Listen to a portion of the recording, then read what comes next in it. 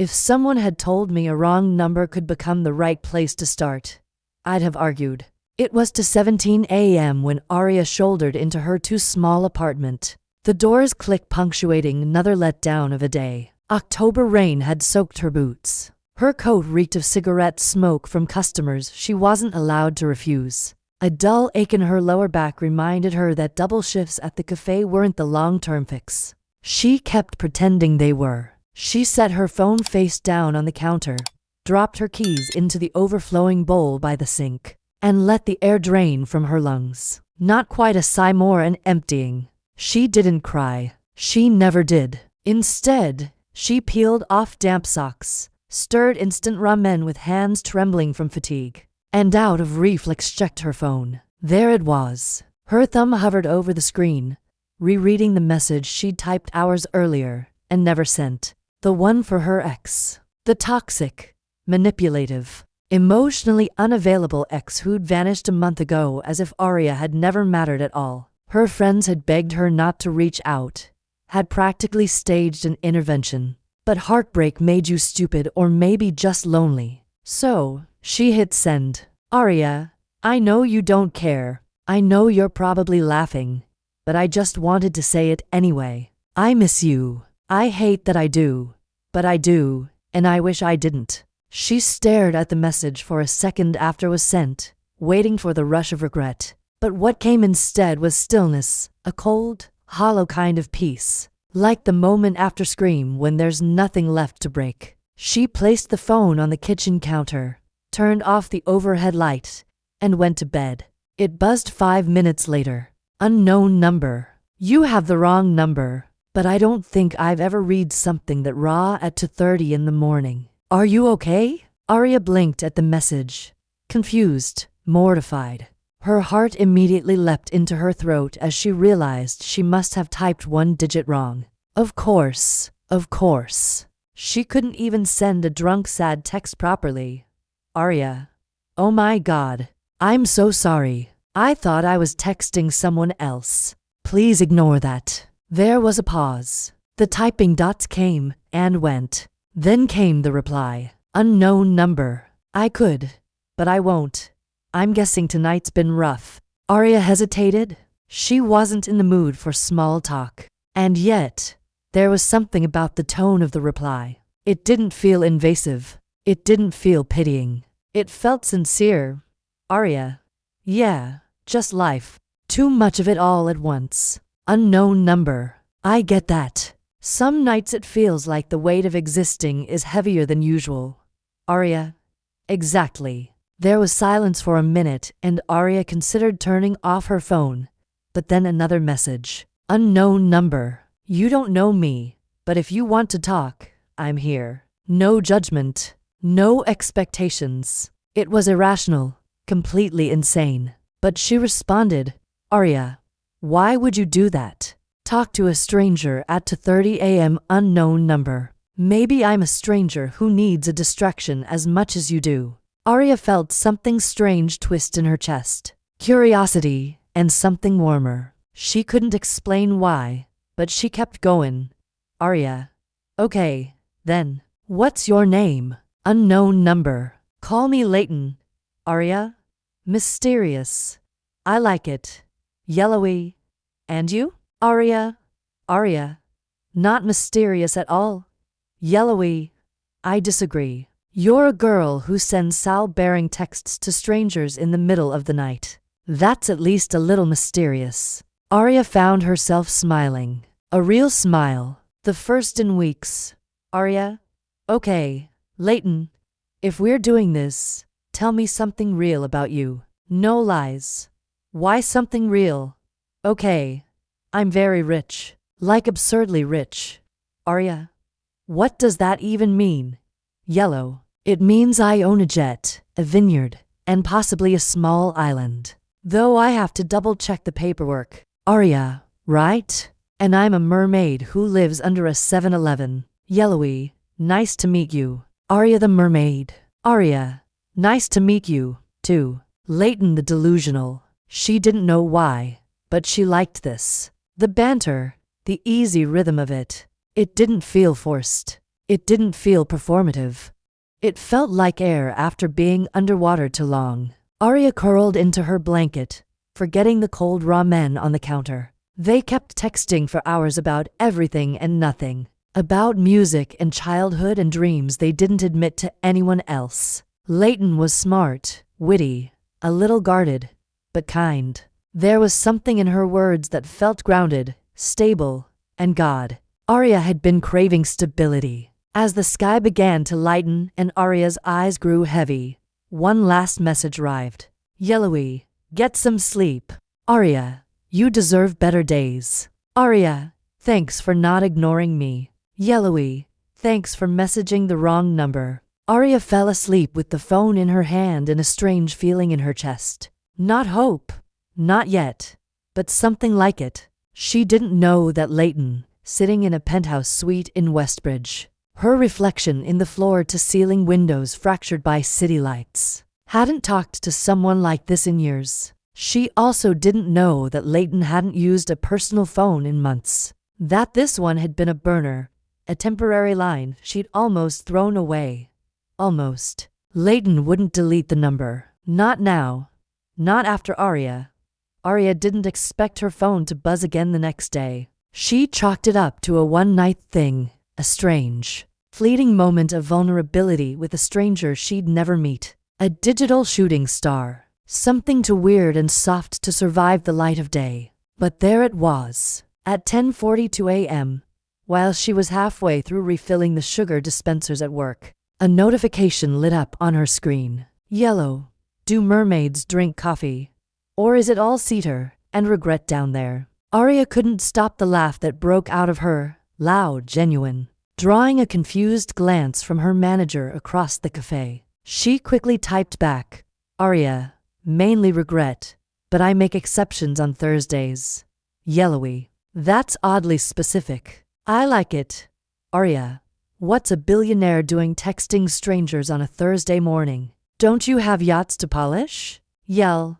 I outsource the polishing.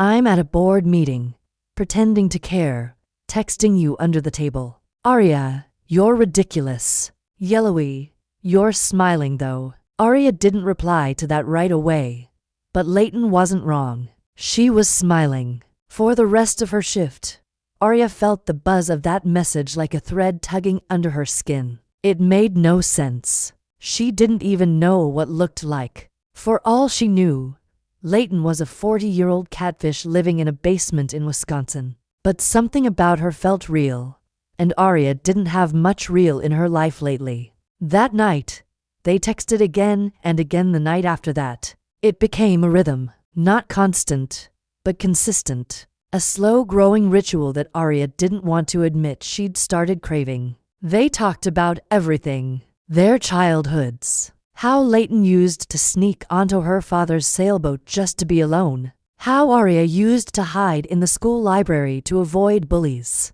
Leighton confessed she didn't sleep much.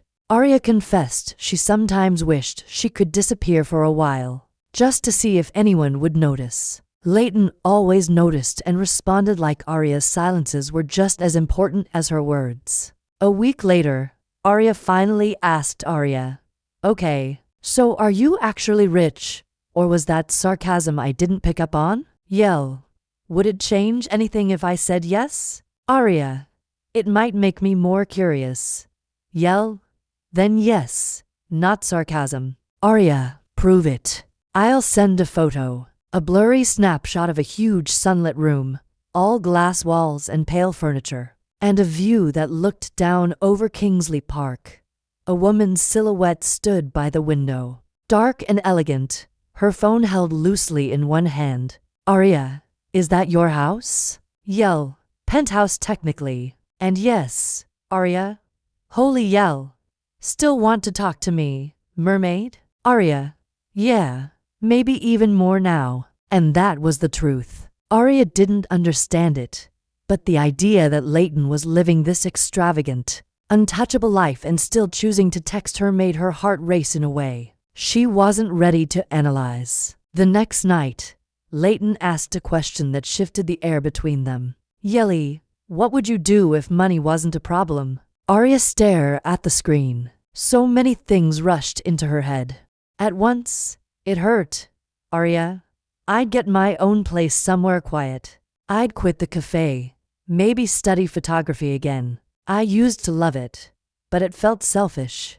Yellow, want to know what I do? Arya, tell me? Yellow, I'd disappear for a while. Go somewhere no one expects me. Not as Leighton Whitmore. Just a woman in a hoodie and sunglasses, blending in. Arya paused. Something slotted into place. Arya, wait. Leighton Whitmore as in the Whitmore Group? Yellow, yes. Arya, you're that Leighton? Yellow, I was hoping you wouldn't recognize the name. Arya's head spun. Leighton Whitmore, billionaire, tech empire, tabloid whispers, paparazzi. She wasn't a catfish in Wisconsin, she was a household name, a public mystery. And Arya had been texting her like she was some random stranger who liked coffee and sarcasm. Arya, I don't know what to say. Yellow, please don't treat me differently now. Arya, why me? You could talk to anyone, date supermodels or actresses. Yellow, none of them accidentally texted me while heartbroken. None of them were you. Arya bit her lip.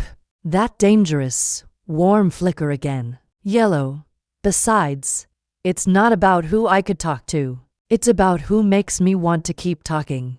Arya, you're going to ruin me if you keep saying things like that. Yellow, maybe I want to. The pause stretched. Arya stared at the screen like she could will Leighton into appearing through it. Then she typed anyway. Arya, what if we talked in person? There it was. Sent. To fast. To bold. Her pulse skittered. The dots danced. Yellow, say when. Arya hadn't expected the yes to come so easily. She'd braced for hesitation, a polite excuse, a brush-off wrapped in charm. Instead, Leighton replied without blinking, confident in a way that sank deep into Arya's chest and made her feel like this, whatever this was, wasn't a game. It was something Leighton wanted. To say when. 2 words that haunted Arya for 3 days. Because now it was real. Now she had to decide if she was brave enough to cross the line between fantasy and reality. Leighton Whitmore wasn't just a voice in the night anymore. She was a living, breathing woman with power, presence, and a name that opened doors to rooms Arya would never be invited into. And Arya, she was just herself. A barista with overdue bills and dreams she hadn't said aloud in years. Still, Leighton wanted to meet. And Arya couldn't stop imagining the moment. So she picked the most neutral answer she could. Arya, Saturday. Yellow, I'm free. Name the place. Arya chewed her lip, staring at her phone like it might explode. Arya, there's a little coffee shop in South Hollow. Quiet. Nobody goes there but me and a couple of grumpy writers. It's not exactly glamorous. Yellow, perfect. Send the address. Arya sent it. Her hands shook. Her heart hammered like it wanted out. All week she tried to rehearse. She pictured Leighton walking through the door, tall, polished, powerful, and practiced what she'd say, how she'd act cool and unbothered. Not like a girl meeting a billionaire she'd accidentally fallen for over text. But nothing could prepare her for the moment the door actually opened. Saturday, 2:04 p.m. The cafe was almost empty. A soft drizzle outside muted the city noise. Arya sat in the corner booth with 2 coffees already on the table. One black, one with oat milk, because Leighton had mentioned both in passing during their endless late-night texts. And then she appeared in person. Dark jeans, black turtleneck, a trench coat tied at the waist, sunglasses. She slipped off slowly as her eyes scanned the cafe and locked on Arya. She didn't look like a billionaire. She looked like a storm dressed in elegance. Controlled still, but the energy around her crackled. Arya stood too quickly, knocking her knee against the table. Sorry. Hi. Leighton smiled. Hi, mermaid. Her voice was softer in person, deeper, like honey warmed over fire. Arya's throat went dry. I wasn't sure you'd actually come. I wasn't sure you'd actually be real. Leighton's gaze moved over her, not in a rude or lingering way, but with intensity, like she was cataloging every detail. Arya's oversized sweater, her chipped nail polish, the nervous way she held the edge of her sleeve. They sat. Hey, if you're enjoying this story, go ahead and drop a like to help us grow even more. And let me know in the comments on a scale from 0 to 10. What score would you give this story so far? Your feedback makes all the difference. Silence stretched for a beat too long until Arya blurted, "Okay, so this is weird, right? I mean, like, good weird, but still weird." Leighton chuckled, leaning back slightly. "We met through a breakup text sent to the wrong number. I think weird is our baseline." Arya laughed, her shoulders relaxing. "You're different in person." Disappointed. No, worse. Intrigued. Leighton's mouth curved. Good. For a while. They just talked about nothing and everything. Arya found herself leaning forward more than she meant to, her fingers brushing the side of her cup just to keep them occupied. Leighton's eyes never left hers for long. It wasn't like anything Arya had known. There were no pretenses, no masks, just a growing heat under the surface. A slow pull between them that felt magnetic and dangerous. "So," Leighton said, stirring her untouched coffee, "tell me the real reason you agreed to meet me." Arya's breath caught. "You really want the truth?" "Always. Because I couldn't stop thinking about you. And I didn't want this to be just a voice in the dark anymore." Leighton looked at her like the answer mattered more than she'd admit. "That's the best reason I've heard all year." The cafe grew quieter. Outside, the rain picked up. Inside, the tension thickened. Arya watched Leighton closely, how her fingers moved, how her lips curved at certain words, how her voice dipped when she asked questions that felt like they touched more than just skin. "Can I ask you something?" Arya said. "Of course." "Why me? I mean, you could talk to anyone, be with anyone. Why keep texting a girl like me?"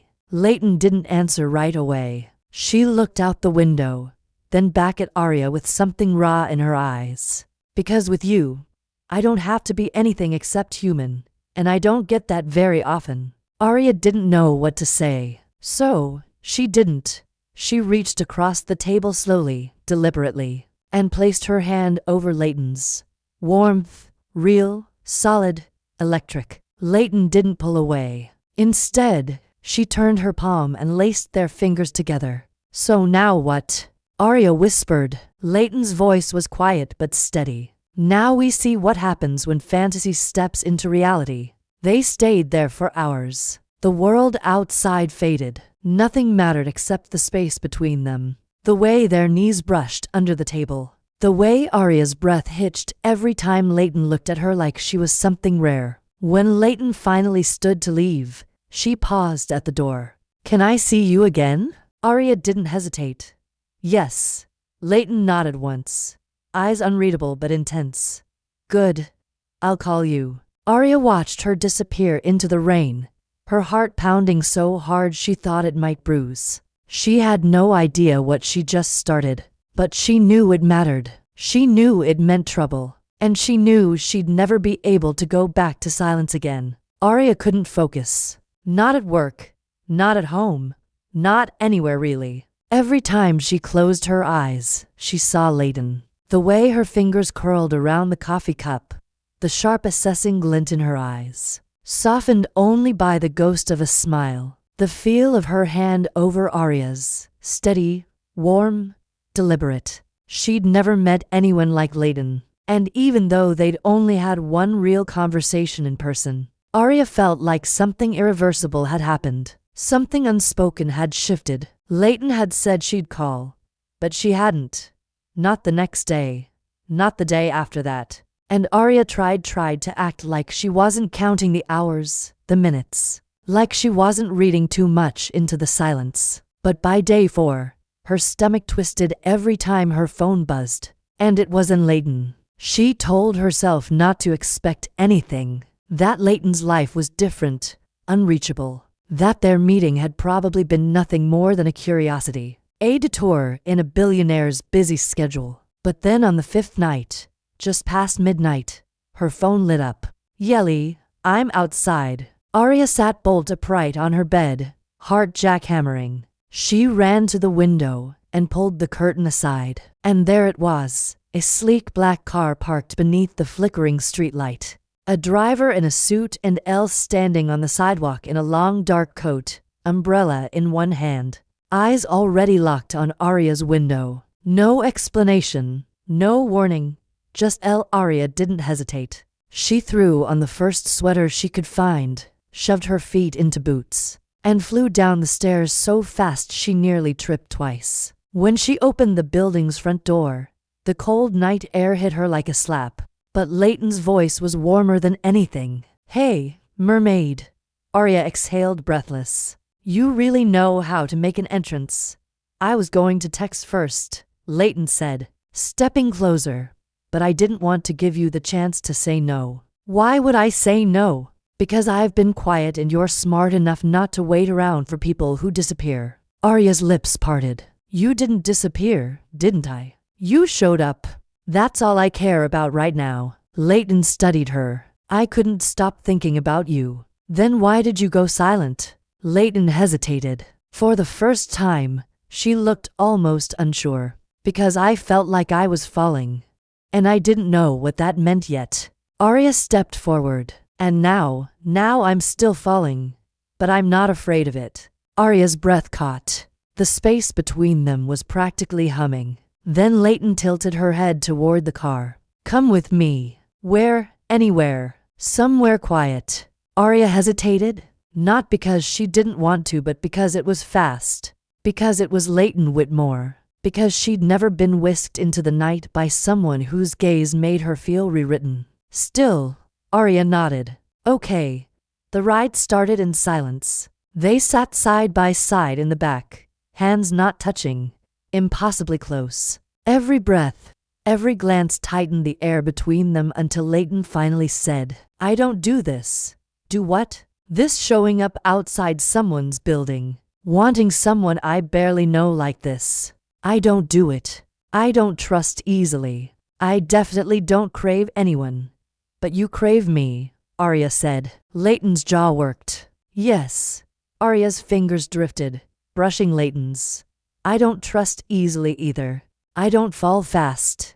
And yet, here we are. Leighton laced their fingers. Here we are. The car stopped at a hotel Arya couldn't afford even in daydreams. Leighton guided her through a private entrance, past discreet staff who bowed without a word, into an elevator that went straight to the top, the penthouse. When the doors slid open, the space hardly felt real floor-to-ceiling glass, museum-grade art, a fire already burning, a view of Westbridge that looked painted for her alone. Jesus, Arya breathed. Leighton's laugh was soft. Intimidated? Overwhelmed? Want to leave? Not even a little. Leighton slipped off her coat's simple black shirt, tailored pants. Not flashy, just effortless power. Arya turned toward the windows, arms folded. You live here? No. I come here when I want to be alone. And you brought me? Leighton stepped behind her, voice low. I didn't want to be alone tonight.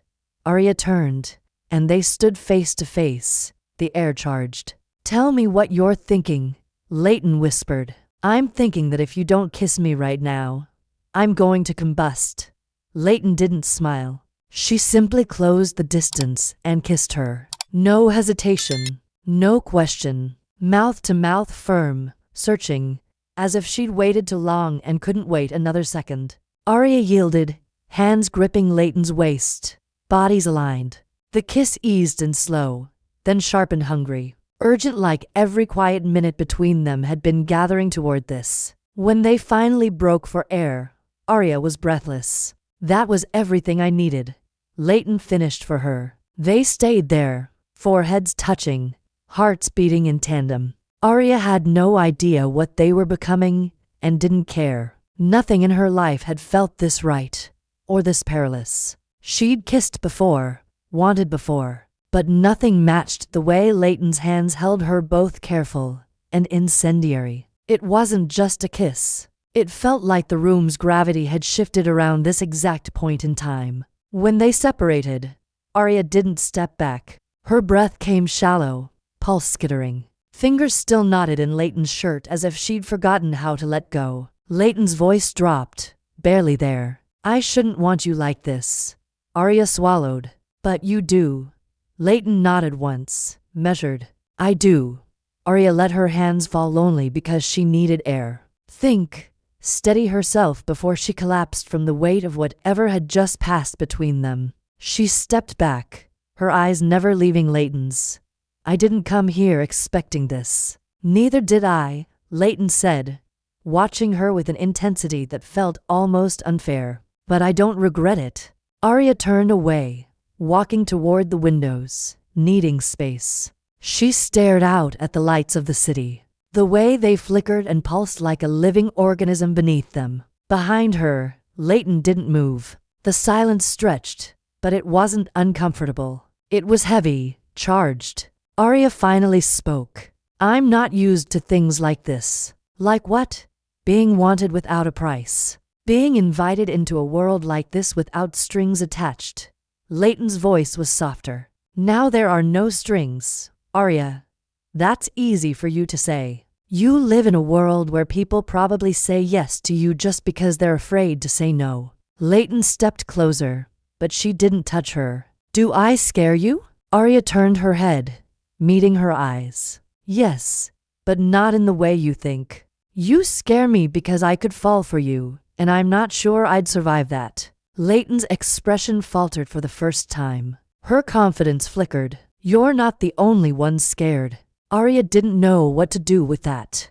Didn't know what to do with the vulnerability in Leighton's voice or the ache forming in her chest. She wasn't supposed to be here in this glass palace talking about falling in love with someone whose life couldn't have been more different from hers. And yet here she was. Can I show you something? Leighton asked. Arya nodded. Leighton walked to a drawer, pulled out a small remote, and pressed a button. A panel in the wall opened slowly, revealing a sleek hidden door. What is that? Arya asked. Leighton didn't answer. She just gave her a look, an invitation, and Arya followed. The room they entered was nothing like the rest of the penthouse. No art, no marble, no views, just soft lighting, shelves full of books, and a piano in the corner. A sanctuary. Leighton sat on the bench, fingers hovering above the keys. I don't let anyone in here. Arya's heart skipped. Why me? Because you make me feel like a person, not a product. Leighton played quietly at first. A slow, mournful melody that curled around Arya's ribs and settled beneath her skin. She sat on the floor beside the piano, legs crossed, listening like it was a confession. The music was haunting, beautiful, raw. Arya closed her eyes, letting it pull her under. When the final note echoed into silence, she opened them again and found Leighton watching her. That was Arya's voice cracked. You don't have to explain it. Leighton said nothing. She set her hands in her lap, suddenly small in a room she owned. Arya stood, crossed the space slowly. I don't want to be a momentary escape for you, she said quietly. I've been that before. I'm not doing it again. Leighton's jaw tightened. You're not. I've never let anyone in like this. You think this is casual. I don't know what this is. Neither do I, but it's not casual. Arya reached out, brushing her fingers along Leighton's cheek. Then don't shut me out again. Leighton turned into the touch. I won't. They stood like that, not touching, not speaking, just breathing in each other's space. The intimacy was louder than any kiss. And then Leighton whispered, Stay. Arya's heart pounded. Tonight. Yes. Arya hesitated for only a moment. Then she nodded. Okay. Leighton showed her the guest room despite Arya teasing her that billionaires didn't usually offer guest beds to women they kissed. I want to do this right, Leighton said. You're worth slowing down for. Arya's breath caught in her throat. She changed into the oversized t-shirt Leighton gave her, something soft and worn. That smelled faintly of her perfume, and lay in the giant bed. Staring at the ceiling, wondering how her life had flipped inside out so quickly. In the room across the hall, I lay awake too, staring at the ceiling, wondering how someone had slipped past every wall she'd ever built. That night, neither of them slept much. But it wasn't because of discomfort. It was because some part of both of them knew the moment they crossed that line, there would be no going back. Arya woke slowly, the kind of waking that happens when your mind doesn't quite believe the dream is over. For a moment, she forgot where she was. The ceiling above her was too high, the sheets too soft, the silence too perfect. And then it came back to her. Leighton. The kiss. The piano. The way her voice had dipped when she whispered, "Stay." Arya sat up, the oversized t-shirt slipping off one shoulder. She padded barefoot across the plush carpet and stepped into the hallway. Not sure what she expected to find. The penthouse was quiet, still wrapped in that surreal hush that seemed to belong to Leighton's world. But the smell of coffee, real coffee, not the burnt drip stuff from the cafe, led her to the open kitchen, where Elle stood barefoot wearing gray silk pajama pants and a matching robe loosely tied at the waist. Her hair was slightly messy, her eyes still half-lidded with sleep, but she looked devastating. She always looked devastating. Arya froze for a second, watching her pour two cups without even looking up. "I heard you get up," Leighton said without turning around. "Good morning." Arya smiled. "You make coffee for all the girls you kiss." Leighton turned, to mugs in hand, and raised a brow. "Only the ones who don't run after." "Lucky me." Leighton handed her a mug. Their fingers brushed, and Arya felt it again. That spark, that slow, growing burn that never seemed to settle between them. They sat on the couch, knees brushing, silence stretching in that comfortable way that didn't demand to be filled. Finally, Arya spoke. "Do you always bring people here?" Leighton shook her head. "Never. So why me?" Leighton looked at her, and something in her gaze was bare, unprotected. "Because you saw me before you knew who I was, and you still wanted more."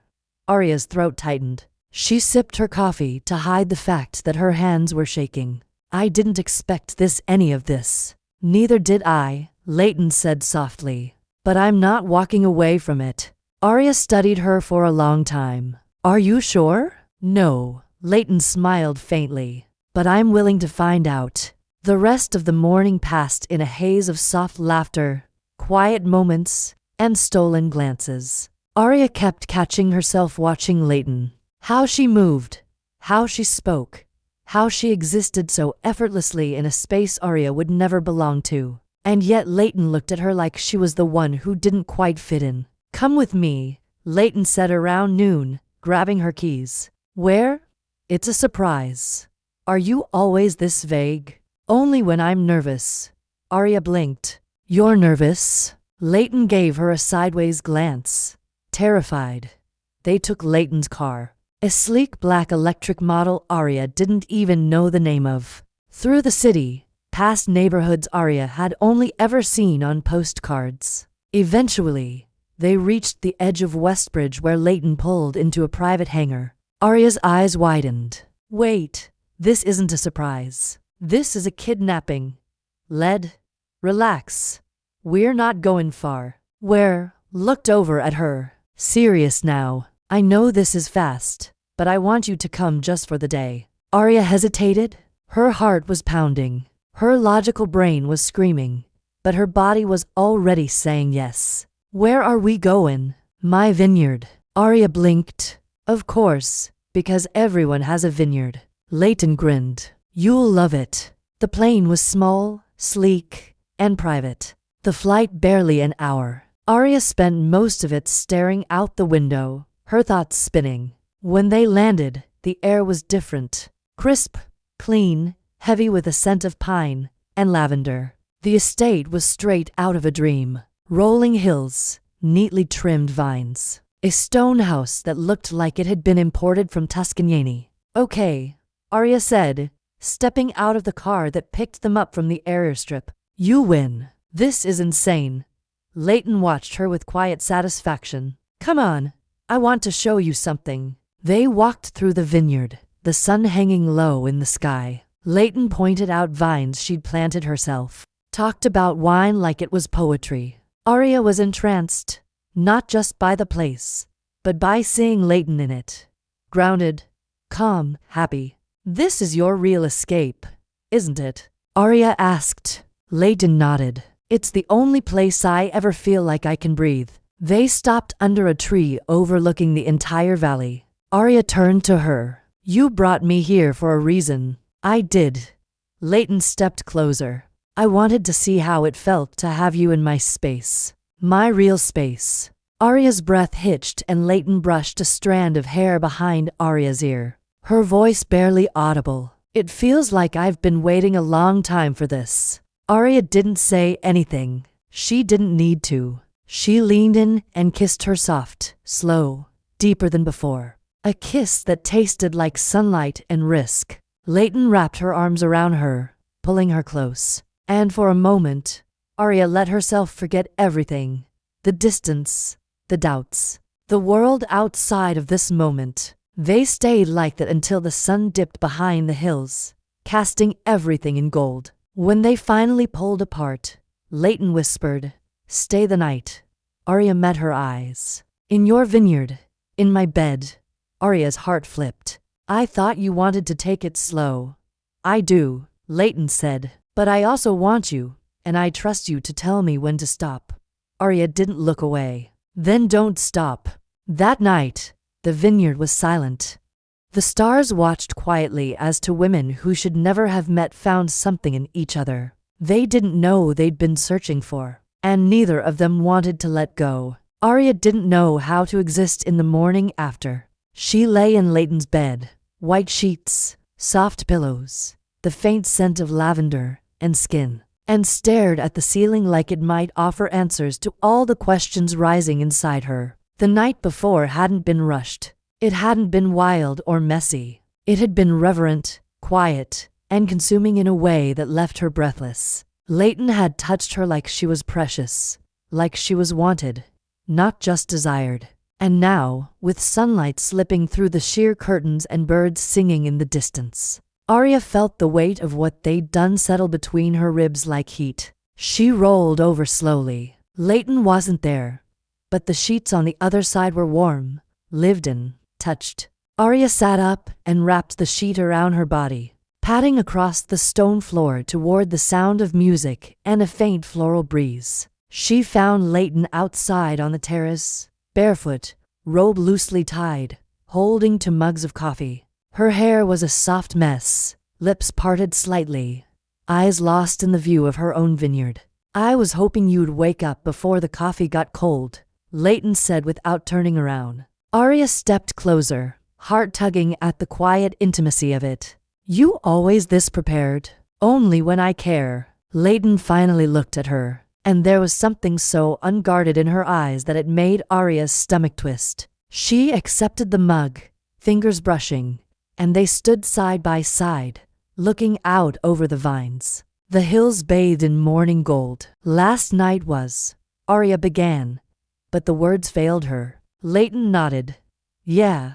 Arya turned to her. "I don't want it to be something we pretend didn't happen." "Neither do I." I'll set her coffee down and faced her fully. "But I also don't want it to be something we ruin by rushing." "Then we don't rush." Arya reached out, touching Leighton's wrist. "We feel this, whatever this is." Leighton's lips curled, a soft private smile. "I like the way you say this. Like I don't know what the hell we're doing exactly." They stood there until the breeze grew cool, and Arya eventually went inside to shower. Everything about the space screamed money. Custom products, marble counters, soft towels that probably cost more than her rent. But it didn't intimidate her the way it had at first.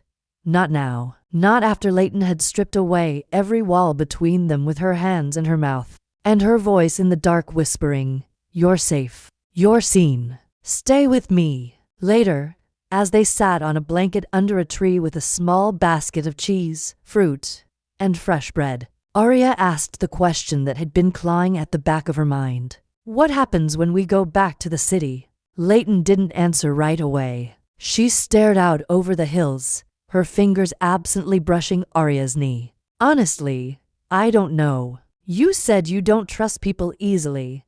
I don't.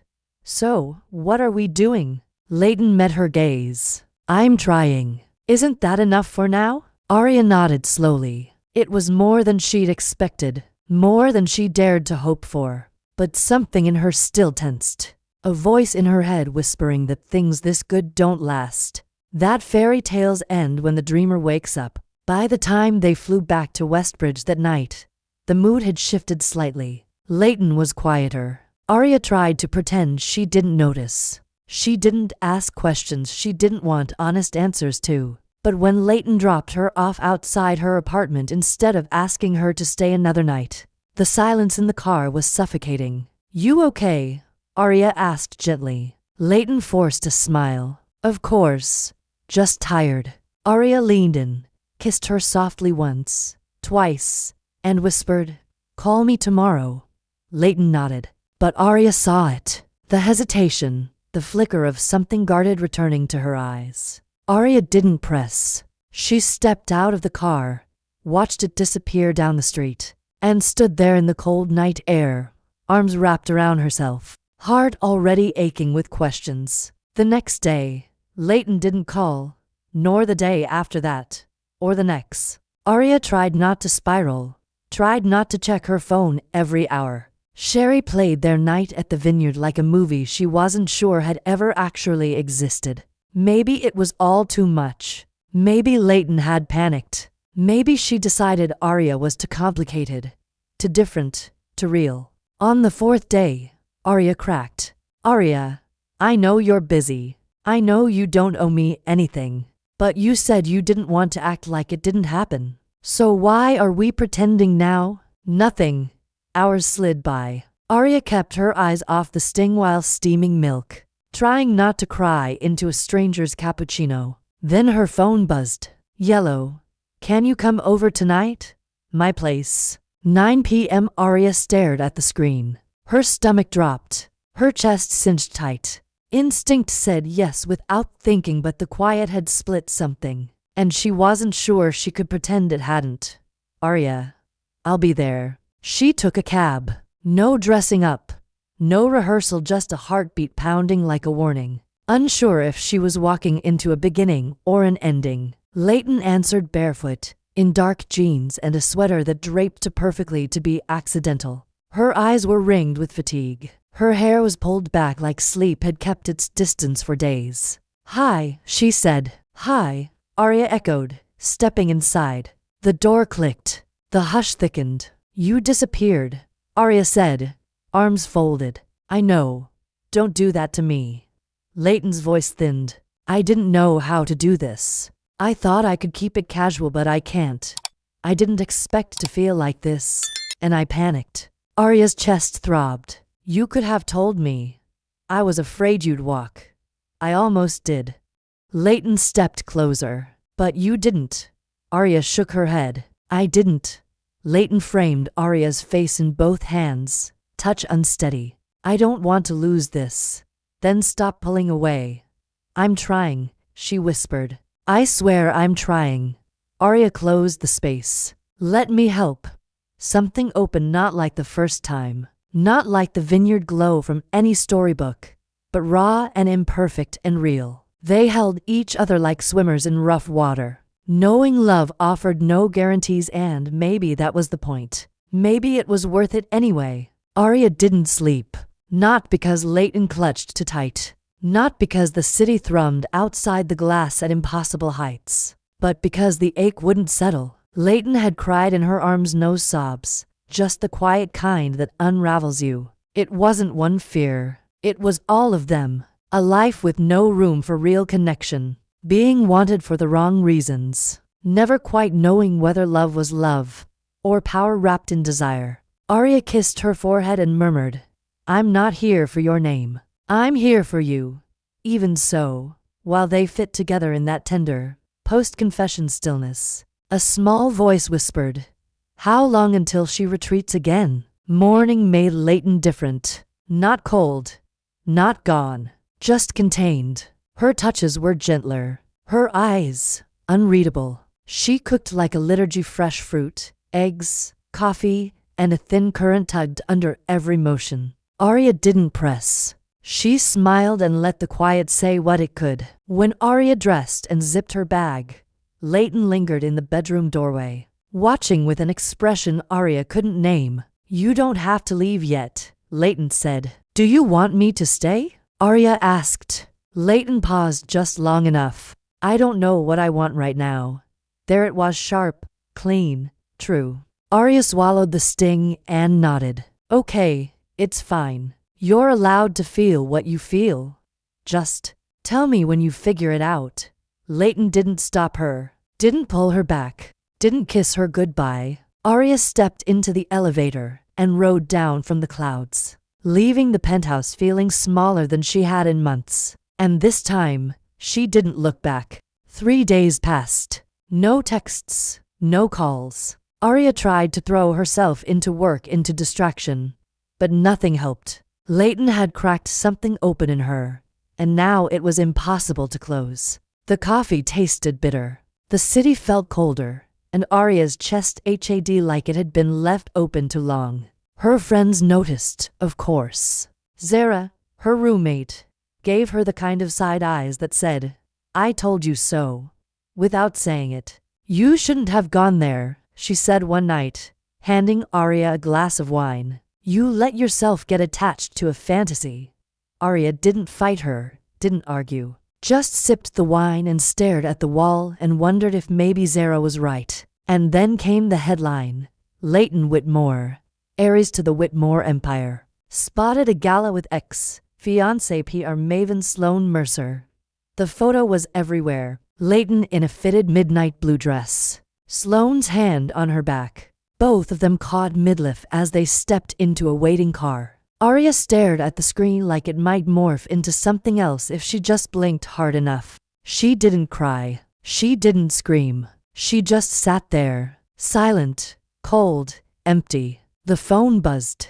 Zara again. "Are you seeing this?" Arya turned off her phone. The days after that were slow, numb. Arya moved through them like a ghost, haunted by a kiss under a vineyard tree and the way Leighton's voice had cracked when she said, "I'm trying." Clearly not hard enough until Friday night when her phone buzzed again. "Yell? I need to explain. Please."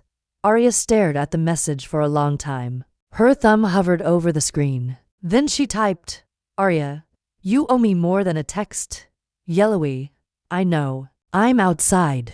Arya's heart stopped. She ran to the window, and there Leighton was again standing in the street, dressed in all black, hair pulled back, eyes fixed on Arya's window like nothing else in the world existed. Arya didn't move, didn't open the door. She waited, made Leighton ring the bell. When she finally did, Arya opened the door and stared at her like she was someone she didn't recognize anymore. "You lied to me." Leighton's voice was low. "I didn't.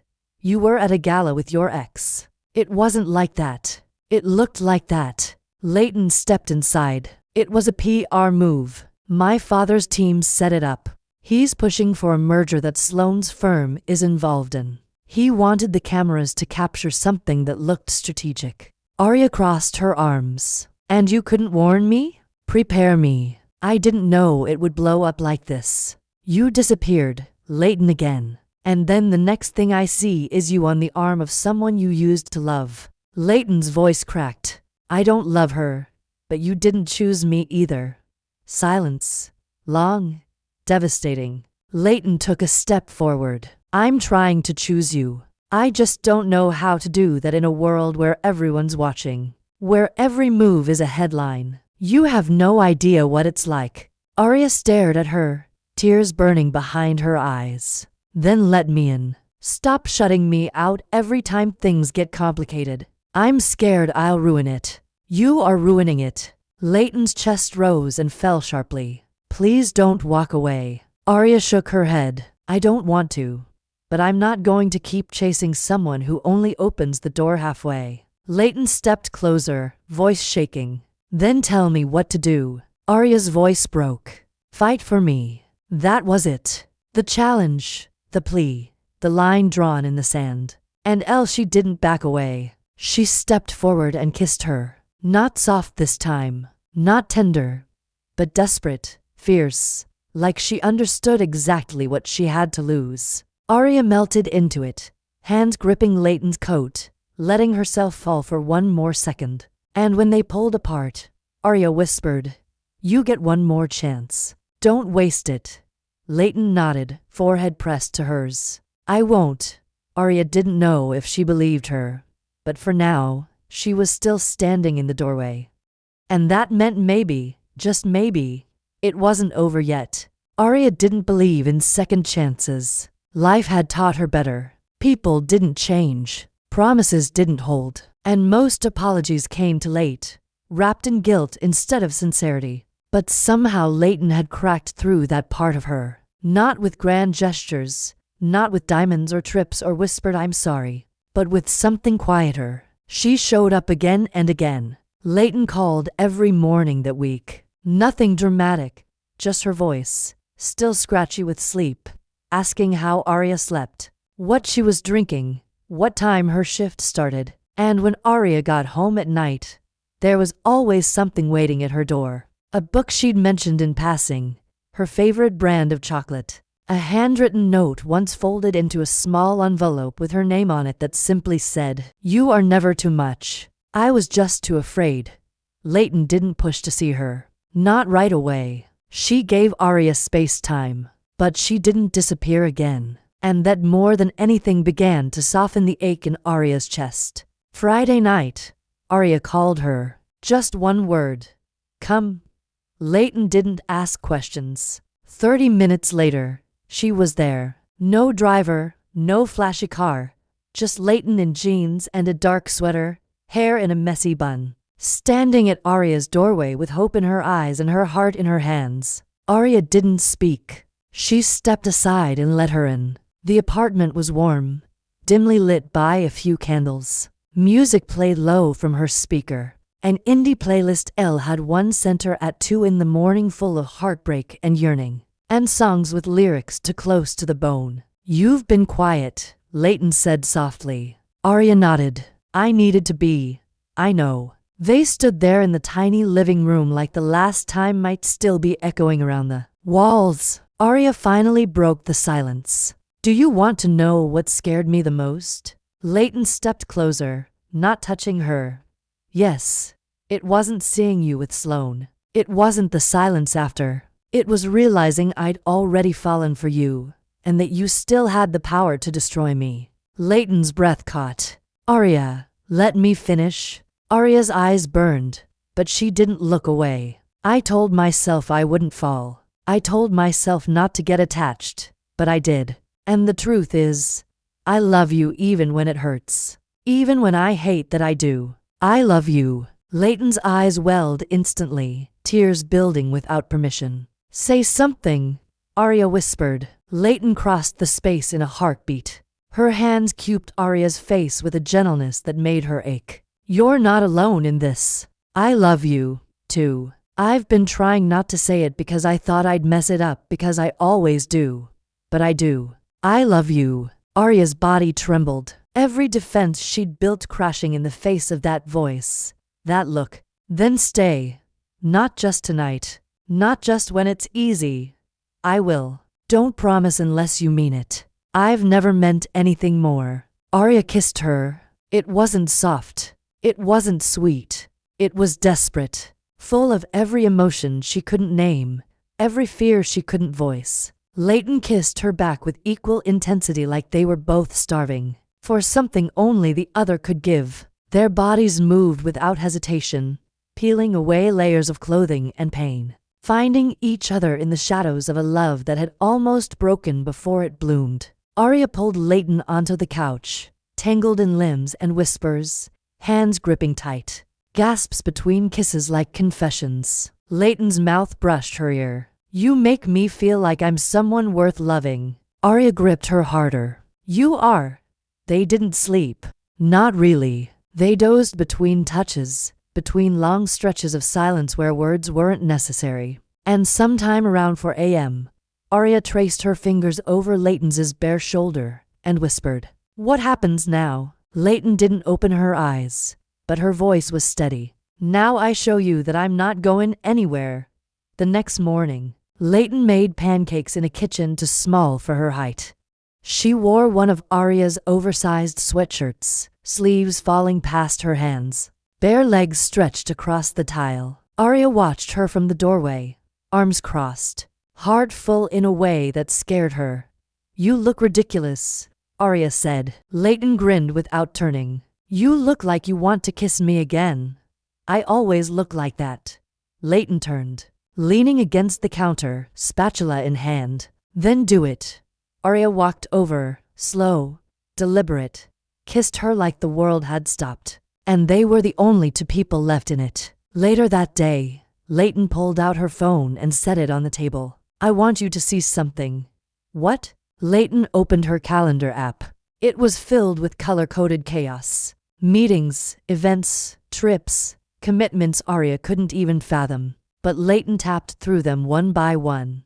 Cancelled. Cleared. Deleted. Arya blinked. What are you doing? Making space for you. Leighton. Don't say I don't have time. Don't say I'm too busy. I'm done making excuses for not showing up. Arya stared at her, a mix of awe and fear pooling in her chest. This is big. So is what I feel for you. And when Leighton reached across the table, sliding her hand over Arya, the tremble in her fingers said everything her voice couldn't. They were still figuring it out. Still fragile. Still unsure of how to navigate a world so different they barely overlapped.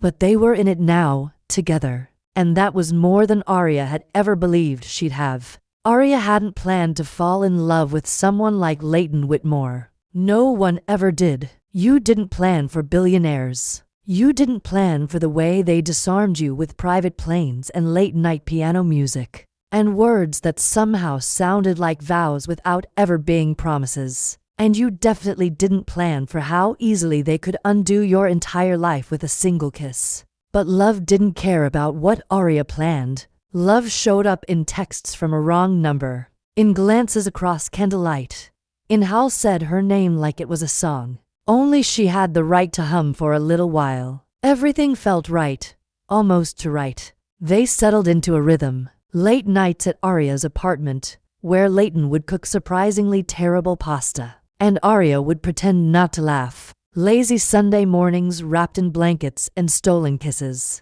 Leighton reading a manuscript Arya had written years ago and never shown anyone. And when they were at Leighton's penthouse, it felt less like a castle and more like a home. Leighton had started leaving small things behind in Arya's apartment. Her favorite perfume, a sweater that Arya swore she hadn't stolen, a pair of earrings in the bathroom drawer. And Arya had started to bring her own pieces into Leighton's world, too. A sketch taped to the fridge, Polaroids scattered across the marble countertops, books with dog-eared pages on Leighton's nightstand. It was real. It was tangible. But just when Arya started to believe this might actually work, reality came knocking hard.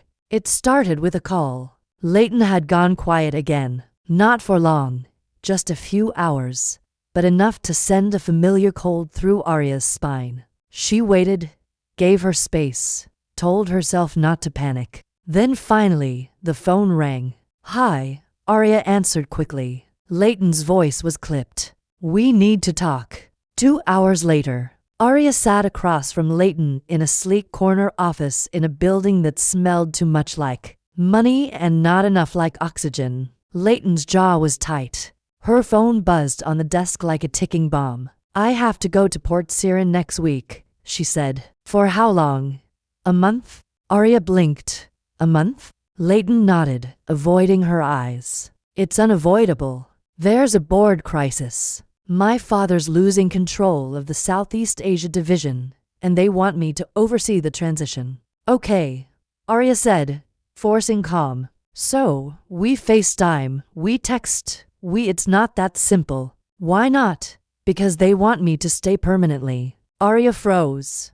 What? Leighton finally met her gaze. If I don't take it, they'll force my father into retirement. I'm the only one with enough leverage to stabilize the company internationally. This isn't just a business move. It's political, familial, strategic. And what about us? Arya whispered. I don't know. You don't know? Arya stood abruptly. You told me you were making space for me, that you were done making excuses. I meant it. Then why does it feel like you're already gone? Leighton stood to, face unreadable. Do you think I want this? Do you think I want to leave you after everything? I think it's always going to be easier for you to choose the Empire over me. Leighton flinched. That's not fair. No, Arya said, voice trembling. What's not fair is that I fell for you completely. She stood in yet another of Leighton's boardrooms, wondering if she'd ever been anything but a diversion.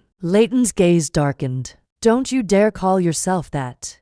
Then prove it, Arya said. Stay, Leighton looked torn. I can't.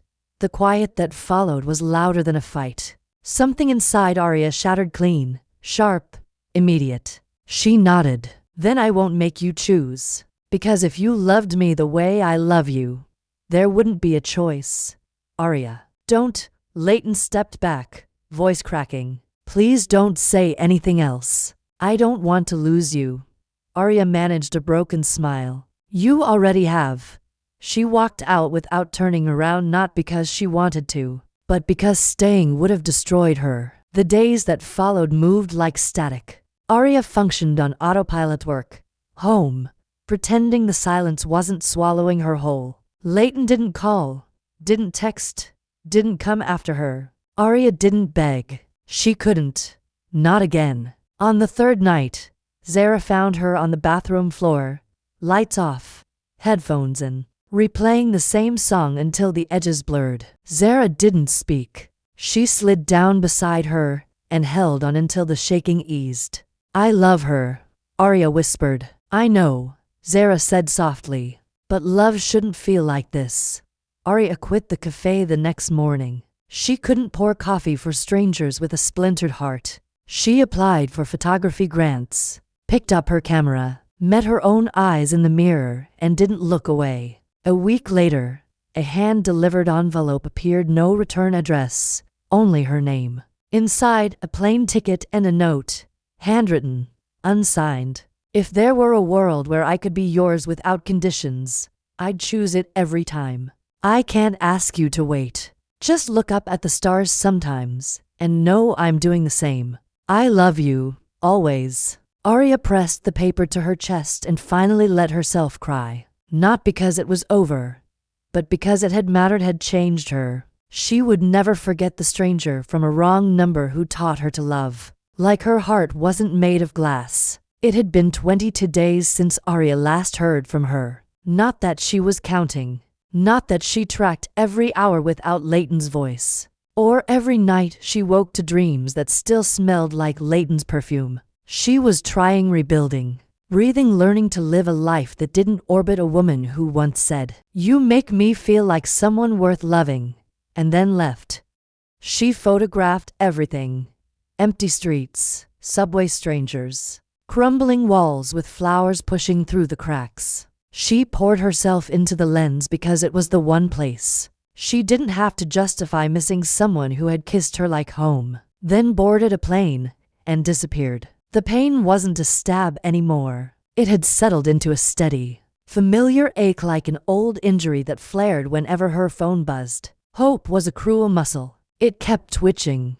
But Arya never texted first. She wouldn't chase someone who'd said goodbye with a one-way ticket and a letter full of love and regret. Then came the email, a gallery invitation from a curator she'd met once, a person who'd never answered her follow-ups until now. We're featuring emerging female voices in contemporary photography. We'd love to include your work. Arya read it 3 times. Her hands trembled, her heart pounded, and for the first time in weeks, she felt something that wasn't grief. Opening night came faster than she expected. She wore black, simple, clean, safe. The small gallery in Brookhaven buzzed with soft music, wine glasses clinking, and the low hum of conversations in half-lit corners. And there on the wall was her name, her photos, her soul on display in color and shadow. People paused, pointed, whispered. She didn't know what they saw, but they felt something. She could see it in their faces. "These are devastating," someone said near her in a beautiful way. Arya turned a smile, polite, grateful, hollow. And then she froze because across the room near the far wall, standing perfectly still beneath the soft glow of a spotlight, was Elle dressed in black, hair pulled back, eyes locked on a single photo. It was the one Arya had almost pulled last minute. A self-portrait taken 2 days after Leighton.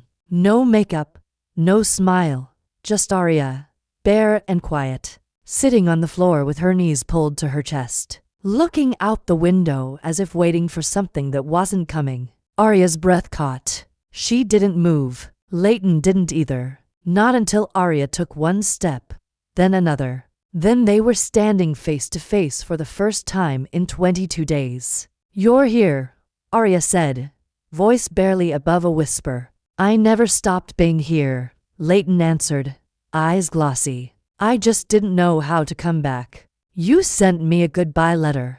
I sent you the only truth I could give at the time. You said you couldn't ask me to wait, and I didn't." Leighton stepped closer, voice trembling. "But I hoped. Every night, I looked at the stars and wondered if you still hated me." Arya exhaled slowly. "I never hated you." "Then say something else. Anything, please." Arya looked down, then back up.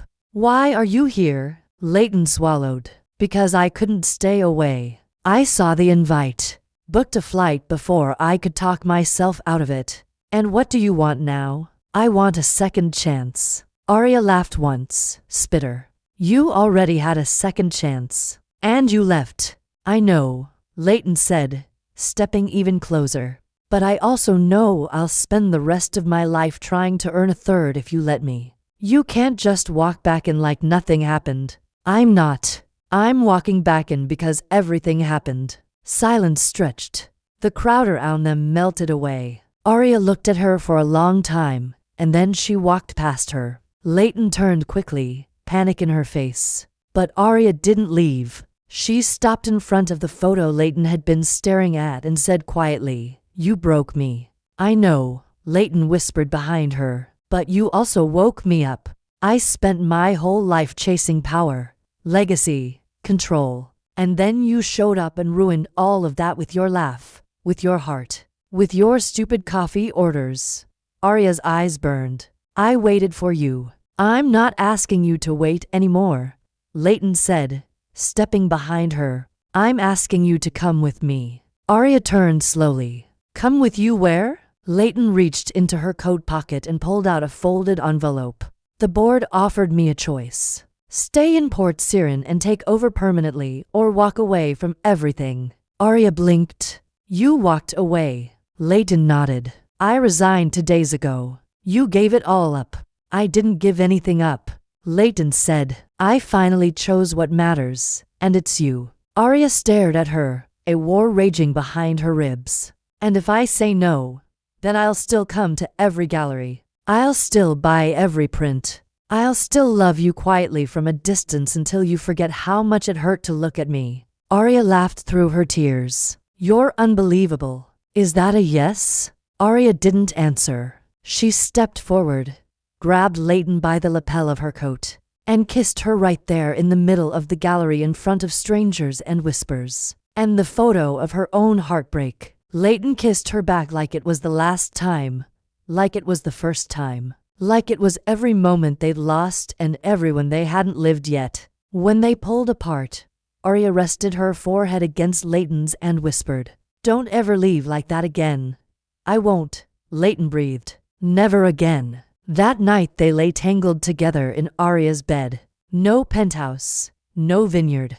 Just a too small mattress and a cracked window letting in the October air. "I don't have much," Arya said softly. "You have everything," Leighton whispered. "You have me." And for the first time since that wrong number, Arya believed it. Arya wasn't used to being chosen. Not like this. Not in a way that burned through the surface and settled in her bones. She kept waking up in the middle of the night, half expecting the room to be empty. The coat gone from the chair, the scent of Leighton's perfume already fading from her pillow. But every time she opened her eyes, Leighton was there, sometimes curled around her, breathing soft and steady against the back of her neck, sometimes already awake, staring at her like she was something rare, like Leighton still couldn't believe Arya was real, but always there, present, consistent. Leighton had meant it. She wasn't going anywhere, and for the first time,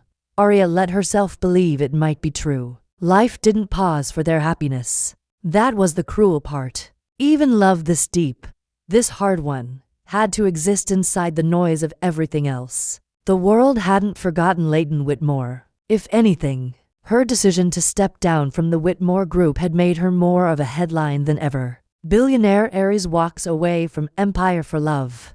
The articles spun themselves. Speculation, commentary, some calling it a feminist declaration, others calling it reckless, irresponsible, a woman throwing away a legacy for lust. Leighton didn't respond to any of them, not publicly, not even privately. She simply turned off the notifications, silenced the phone calls, and pulled Arya closer every night like she could mute the entire world with her hands. But Arya felt the pressure. She saw how Leighton's jaw clenched when her father's name came up on her screen, how her fingers shook when she checked the news, how her voice got smaller when she asked, "Are you sure you're okay with all this? With being seen next to me?"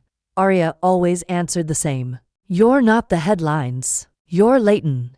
Still, the whispers grew louder. The paparazzi started finding them outside cafes, crossing streets, entering buildings Arya had never stepped foot in before. Suddenly, Arya's face was appearing online, her name, her job, her past. And the worst of it came 2 weeks later when an article surfaced with photos from her ex's Instagram, screenshots of messages, old selfies, vague captions that hinted at drama and betrayal. "She broke my heart to chase a billionaire," figures. Arya felt sick, exposed. She wanted to disappear. "I'm so sorry," Leighton said that night, voice tight with guilt. "This shouldn't be happening to you. It's not your fault." "It is. You're in this because of me. I'm in this because I love you. And look what it's doing to you." Arya crossed the room and took Leighton's face in both hands. "It's not doing anything to me. It's noise. That's all. It's just noise." Leighton's hands trembled as she gripped Arya's wrists. "You could walk away right now. No judgment, no cameras, no pressure." Arya didn't flinch. "I'd rather walk through fire with you than live quietly without you." Leighton closed her eyes like the words physically broke her. "You're too good for me." "No," Arya whispered, kissing her forehead. "I'm perfect for you, just like you are for me." The next morning, Leighton showed up at Arya's favorite cafe holding 2 lattes and an idea. "Move in with me." Arya blinked. "What?" "I know it's fast. I know you're probably still adjusting to everything, but I can't keep doing this. Saying goodbye every night, waking up without you, pretending like you're not already a part of my every thought." Arya was silent for a long time. She looked down at the coffee in her hands, then up into Leighton's eyes. "You're serious?" "Terrifyingly serious." Arya laughed softly. "I don't have much to bring. I don't care. I mean it. A couple boxes, my camera, a broken toaster. Bring it all." Leighton said. "Bring everything." Arya looked at her. This woman who once stood behind glass walls and billion-dollar deals, and a life Arya didn't understand, and now stood before her asking for something simple, real, vulnerable. "Okay," Arya said, heart pounding. "I'll move in." The transition wasn't perfect. Arya struggled with the space physically and emotionally. She was used to cramped apartments, noisy neighbors, cheap takeout. Leighton's world was too quiet sometimes, too polished. But Leighton made space for her in the only way that mattered. She cleared out half the closet, left post-it on the fridge reminding Arya she was loved, started learning how to cook actual meals. Though she burned more than she served, they fought sometimes about small things. Leighton's inability to stop working even after quitting. Arya's fear of being a burden. Sometimes about bigger things, boundaries, pressure. How hard it was to exist in Leighton's spotlight. But they always came back to each other. Every fight ended with a touch, a breath, a promise. I'm still here. I'm not going anywhere. We'll figure it out. One night, after a particularly long day, Arya found Leighton on the balcony, staring at the skyline, her arms wrapped around herself, eyes distant. What is it? Arya asked, stepping beside her. Leighton didn't look away from the lights. I got an offer. From who? A firm in Villette. They want me to consult. Just a few months. Low pressure. Full creative freedom. No board. No family name. Sounds perfect. It does. So, what's stopping you? Leighton turned, eyes searching Arya's face. You. Arya's breath caught. You don't need my permission to go. I know. But I don't want to go if it means leaving this behind. Then don't, Arya whispered. Take me with you. Silence. Then Leighton smiled, slow and soft like sunrise. You'd really come. You once asked me to come with you. Now it's my turn. Leighton pulled her in, kissed her like yes. Like finally, like thank God we didn't give up when it got hard. They left for Villette in the fall. Arya brought her camera, her books, her broken toaster. Leighton brought her entire heart. They rented a small apartment near the Seine. Spent mornings drinking espresso on the balcony, afternoons wandering cobblestone streets, and nights wrapped around each other, whispering about everything they never thought they'd have. One night, as rain painted the windows and jazz hummed low from a speaker, Leighton held Arya's hand and asked, "Do you still think this started by accident?" Arya leaned in, smiling against her lips. "No, I think I messaged the exact right number." And neither of them believed in accidents after that. Villette softened them. It gave them space to exist outside of the noise, away from headlines and legacies, and the weight of who they were before. In the soft haze of autumn, wrapped in scarves and each other, Arya and Leighton built a life so quiet, so intimate. It felt like the world had finally learned how to leave them alone. Arya spent her mornings wandering the streets with her camera slung over her shoulder, chasing light and laughter and shadows between the stone buildings. She'd returned with cheeks pink from the wind, fingers cold, and eyes alive in a way Leighton hadn't seen in a long time. Leighton worked with the consulting firm in a way she never had before, without pressure, without anyone watching her every move. For once, her ideas mattered more than her name. Her mind was her own again, and it showed. She smiled more, laughed easily. She kissed Arya with a slowness that had nothing to do with hesitation, and everything to do with appreciation. They hosted quiet dinners with a few friends they'd made, an artist who painted the same from the same bench every day, a retired ballerina who ran a bookshop. They filled their little apartment with books, plants Arya forgot to water, and postcards they never sent but kept buying anyway. At night, they danced in the kitchen barefoot, read in bed, made love like the world was ending and beginning all at once. And for a moment, it felt like they'd escaped it all, like the chaos had been left behind. But peace is never permanent. Not when you've both built your lives in the wreckage of high expectations. It started with a phone call, Eldon, then another, then a letter, official, heavy, delivered by hand from a man in a suit who spoke French too quickly for Arya to understand. Leighton's face went pale when she read it. She said nothing for 3 days. Arya waited, knowing the shape of Leighton's silence by now, knowing how it turned cold at the edges when something bigger was brewing. Finally, on a Tuesday night, while Arya was editing photos on the couch, Leighton sat across from her and said, "My father's dying." The words hit like ice. "What?" Arya asked, voice small. "He has months, maybe weeks." Arya swallowed. "What does that mean for you?" "He wants to see me before the end." Arya reached for her hand. "Okay, so we go. You say goodbye." "It's not that simple." Leighton's eyes flicked away. "He wants to give me everything. The company, the shares, the legacy. But there's a condition. Arya's chest tightened. What condition? I have to return to Northport City permanently, publicly as a Whitmore. Silence fell heavy between them. Arya pulled her hand away slowly. So, it's happening again? No, it is. You're being asked to choose again. Elle stood restless. It's not like before. I wouldn't disappear. I wouldn't leave you. But you'd change everything. I'd be back in the spotlight, back in that world. But this time with you. Arya stared at her. Do you really think they'll let that happen? I don't care what they'll let. You should. Arya rose too, heart thundering. Because we finally found something good, something safe. Do you really think we survive stepping back into that fire? Leighton closed the distance. I'm not the woman I was, Arya. But your father is. And his empire is. The second you walk back into that world, they'll tear you apart. They'll tear me apart. Then we fight back.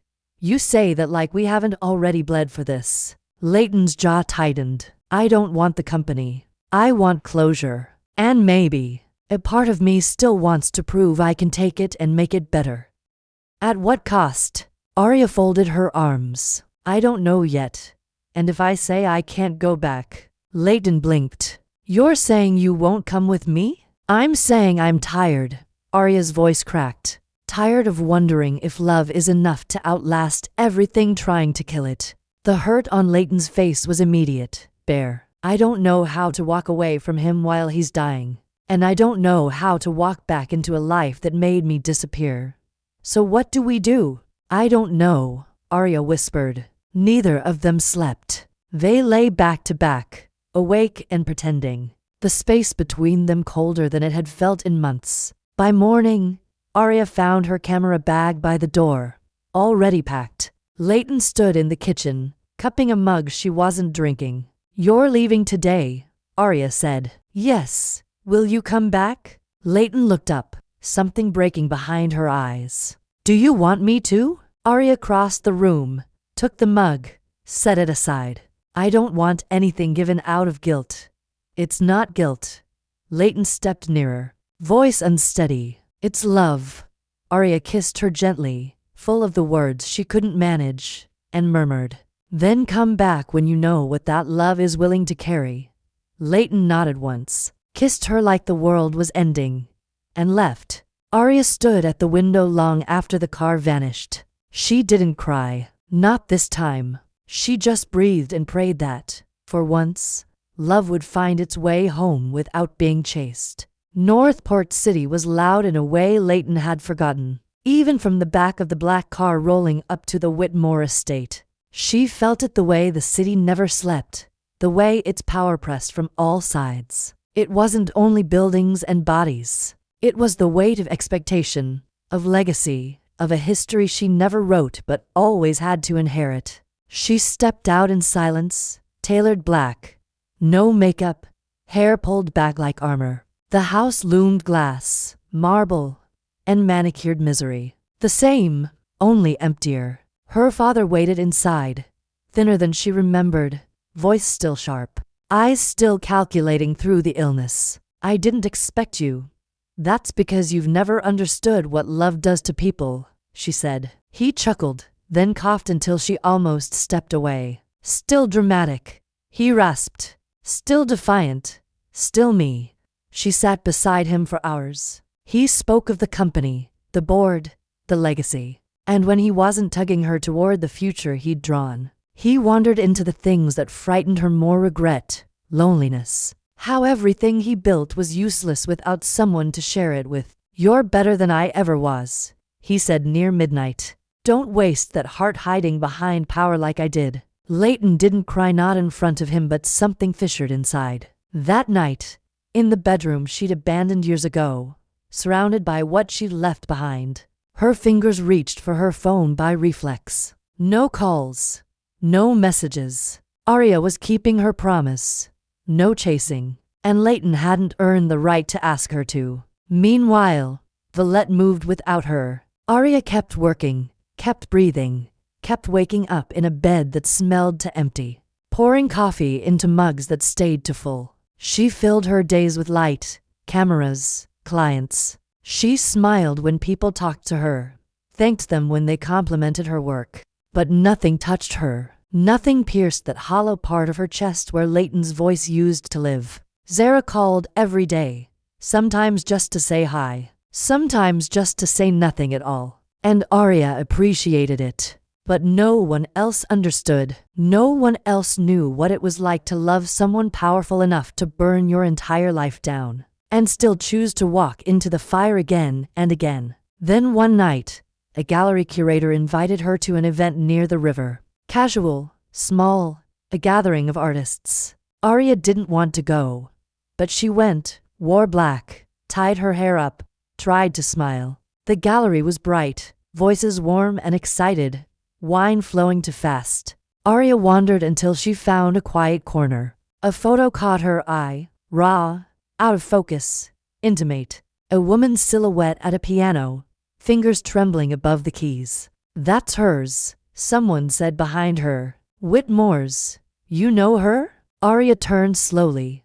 "What?" She donated it anonymously, or tried to, but we recognize the name on the paperwork. "Rumor is she's back in Northport City." Arya stared at the photo again. Her heart throbbed, not just from recognition, but from meaning. That was their piano, the one from Leighton's hidden room, the one she'd never let anyone see, and the timestamp printed on the submission. 1 week ago that night, Arya didn't sleep. She stared at her ceiling, heartbeat loud, Leighton's voice playing on a loop in her mind. "I only ask you to look at the stars once in a while, and know I'm doing the same." Arya got up at 12 a.m., packed a small bag, took her passport, left a note for Zara. The next flight to Northport City left at 7:40 a.m., and she was on it. Leighton didn't know Arya was in the city. She didn't know Arya had walked past the cafe where they first met, or stood outside her penthouse building, unsure if she still had the code to enter. But what Leighton did know, what she felt in her chest like a pulse, was that she couldn't keep living in limbo. Her father was fading fast. The board was begging for her return. Her name was being reshaped in headlines every hour. But none of it mattered if Arya wasn't in her life. So, she called. At 3:03 p.m. on a Thursday, Leighton picked up her phone and typed a message with shaking hands. "Yelly, I can't keep pretending you're not the best thing that's ever happened to me." But before she could hit send, there was a knock at the door. Slow, deliberate. I'll walk to it in a daze. Opened it, and Arya was standing there, wind in her hair, eyes glassy, mouth parted like she'd been holding back every word for too long. "You left," she said, voice low. Leighton's throat tightened. "I had to. But I didn't ask you to choose between me and your father. You didn't have to." Leighton whispered. "I did anyway." Arya looked away, breathing hard. "I saw your photo. You weren't supposed to, but I did." She looked back at her then, eyes burning. "Why did you give it away?" Leighton stepped forward. "Because the moment I took it, I knew I was already losing you, and I needed to remember how that felt to never let it happen again." "I didn't come to forgive you," Arya said. "I came because I needed to see if this still hurts." "Does it?" Arya stepped into her inches away. "Yes," she whispered, "but not as much as it hurts not to be with you." Leighton exhaled shakily. "So, what do we do now?" Arya looked up at her, steady, strong. "You stop waiting for the world's permission, and you choose me loudly, publicly, without shame." "I already did." "Then say it again." Leighton cuped her face, kissed her forehead, then her mouth slow, reverent, trembling. "I choose you over the empire, over the headlines, over everything." "Good," Arya said, tears slipping free. "Because I didn't fly across an ocean just to walk away again." Leighton laughed, shaky, breaking, healing. "You flew across an ocean for me?" "No," Arya said. "I flew across an ocean for us." And finally, after everything, Leighton pulled her into the apartment, into her arms, into a love that had survived every storm and still knew how to bloom. And this time, neither of them let go. 1 year later, the weather in Northport City had shifted again. Early spring, that sweet, reckless moment where the cold finally surrendered to something warmer, softer. Arya stood on the rooftop of their apartment, camera in hand, hair tied up messily, sunlight clinging to her skin like it belonged there. Leighton watched her from the doorway, still barefoot, still in love, still unable to believe this was real. "You're staring again," Arya said without looking, adjusting the lens. "I'm legally allowed," Leighton replied, stepping forward. "You're mine," Arya smirked. "Yours, huh?" Leighton wrapped her arms around her from behind, rested her chin on Arya's shoulder. Completely. It hadn't been perfect. After Valette, after the reckoning, after Arya showed up at her door demanding to be chosen out loud, Leighton had made good on her word. She turned down the board's offer, declined every attempt to pull her back into the corporate cage. Instead, she took her inheritance and built something new. Quiet, clean. A foundation that funded emerging queer artists, created spaces where young women could build without apology, lead without compromise. No cameras, no press releases, just purpose. Arya didn't need the world to see Leighton change. She felt it every day in the way I listen now, in the way she touched her like nothing else existed, in the way she never ever disappeared again. They moved into a loft in Brookhaven. Big windows, wooden floors, a kitchen Arya actually used now. Their life wasn't glamorous, but it was theirs. Mornings with black coffee, late nights editing photos on the floor, walks along the river, Sundays at the farmer's market where Leighton always bought too many peaches and pretended it was for Arya's smoothies even though she hated smoothies. Arya launched her own gallery show in February. Full house. Every piece sold. Leighton didn't stand in the front row. She stood in the back, hands in her pockets, eyes fixed on Arya like she was watching art walk and breathe and exist in human form. That night, Leighton told her, "You don't belong behind glass walls. You belong in every room," setting it on fire just by walking in. Arya kissed her like gratitude, like poetry, like forever. And maybe that's why the proposal wasn't some grand choreograph. There were no flash mobs, no diamonds falling from the sky. Just one night in March. Quiet rain on the windows. Take-out containers on the table. Arya pulled a small box from under the couch and set it in front of Leighton. "Open it." Leighton frowned. "What is this?" "Just open it." Inside a ring. Simple, elegant. A thin band of gold with a small engraving on the inside. Wrong number. Right person. Leighton blinked hard. "Arya, I didn't want to wait for a perfect moment." Arya said softly, "Because I don't need perfect. I just need you." Leighton covered her mouth speechless. "You're asking me? I know you're not used to being chosen, Leighton." Arya whispered, kneeling down in front of her, heart racing. "But you are by me every day, every time. For the rest of my life, if you'll let me." Leighton dropped to her knees too, hand cupping Arya's face like she might shatter if she didn't hold her steady. "Yes," she breathed.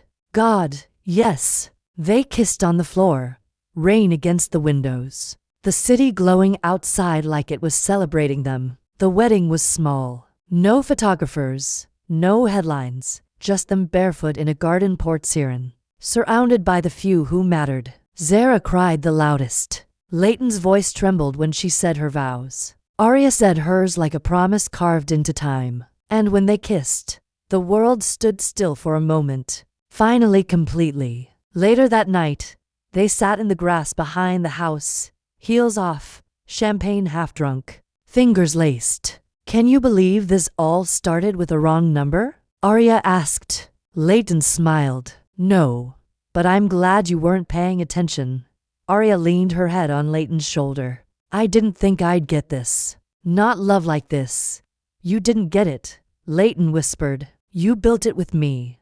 Arya closed her eyes, breathing in lavender, firewood, and the woman she'd chosen again and again. "What now? Leighton tipped her face to the stars. "We live. We make things. We get old and cranky, drink overpriced coffee, and quietly roast strangers on the subway." Arya laughed. And if we fight, Leighton went on, then we fight. Then we talk. Then we touch. And then we pick each other again. Arya turned to her, wonder softening her voice. You really think we'll last forever? No, Leighton said, eyes bright. I don't think. I know. In the end, that's all it was. Not a fairy tale. Not an accident. Not even a miracle, just love assembled piece by piece. Scar by scar. A wrong number that found the right person and stayed. If this story moved you and you'd like to support the channel in a special way, tap the thanks button, the heart with the $sign. With super thanks, you can contribute directly and help me keep making videos for you.